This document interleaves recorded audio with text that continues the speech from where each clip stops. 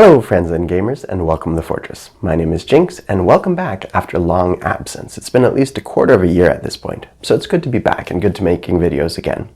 Welcome also to the 300 subscribers on this channel. That's absolutely fantastic. It's something I never expected on this channel. I never expected it to grow to that level, so it's amazing to have 300 subscribers. That is absolutely amazing that 300 people are actually somewhat a little bit remotely interested in hearing what I have to make, so fantastic. I'm really glad to hear that.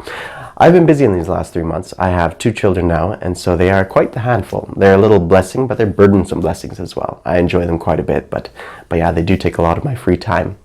I also had a renter move in for the last 3 months, 4 months, who's been living next door, and he's a night owl, so he's awake late until 3 a.m. every morning, and then he sleeps until about noon every day or something like that, right? And so I've always felt bad where the morning is my free time before I go to work to make a video, and I did not want to interrupt him mid-sleep while he's sleeping across the wall from me. But he's moved out since then, and so now we have more silence in the household, and so therefore I could actually, or more ability now to make more videos, which is fantastic. I've also been a little bit busier too because now I'm juggling 2 jobs. So I went back to work in the oil field a little bit, not for a week or 2 now, but unfortunately, a former boss of mine, beginning of December, so I worked with him 2 or 3 years, 3 years I think, and he was driving in his car one morning to go to work, and he smashed into a moose, completely took the top off of his car. Major facial reconstruction surgery was required. For a while they thought there'd be brain damage, paralysis, but yeah, he has still some trouble walking, trouble swallowing, breathing, memory loss, but it seems to all be coming back to him. But yeah, major facial reconstruction, prosthetic eye. And so I went back to work for him because he ran quite a small company, and this industry is fast-paced enough, the oil field industry is fast-paced enough that if you miss a season of work, essentially, if you miss 6 months of work and don't pick up people's calls, they'll just quit calling you. And his business is small enough that he needs all that. He needs every call that he can get to kind of keep his company going and alive. And as the director of his company, he also doesn't have much money coming in since he doesn't have employment insurance, or is EI exempt. And so therefore I stepped in to kind of help keep his company going and alive and pick up those calls and go to work on his behalf while he's gone.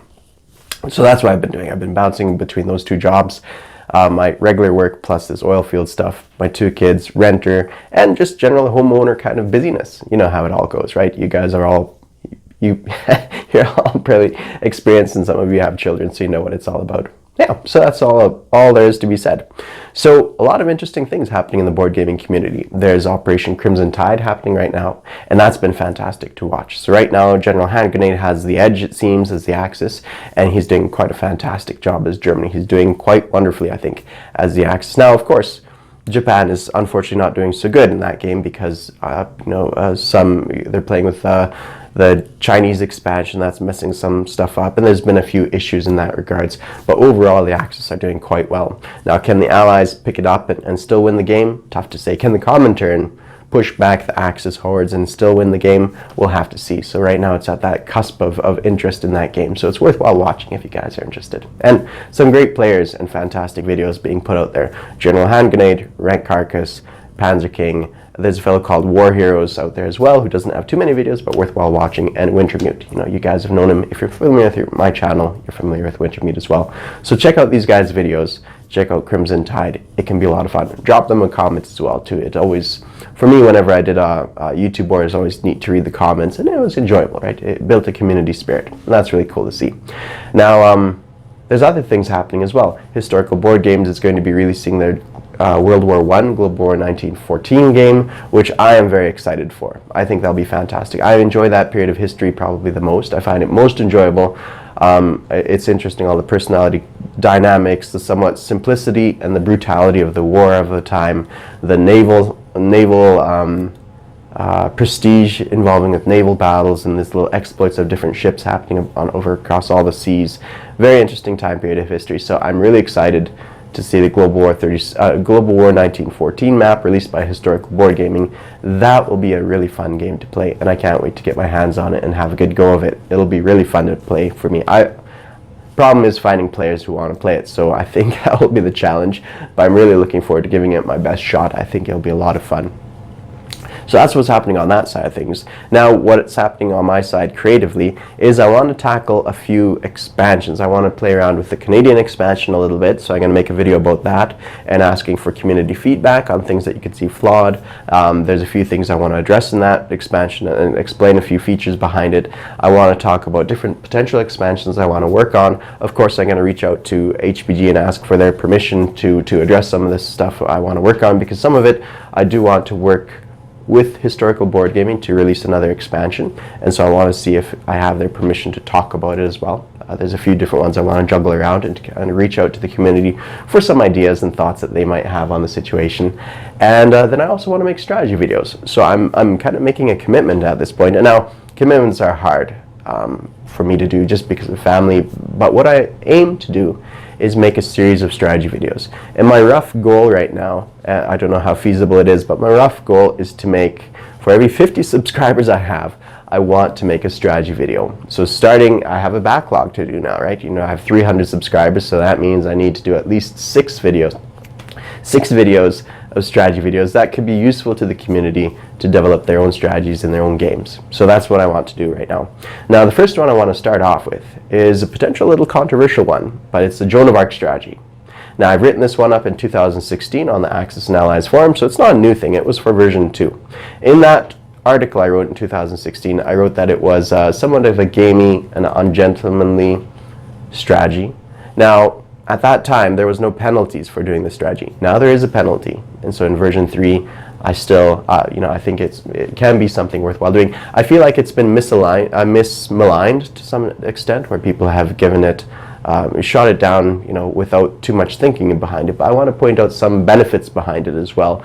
That it's not the winning strategy, but it's also a decent strategy a person can use in certain circumstances against certain players.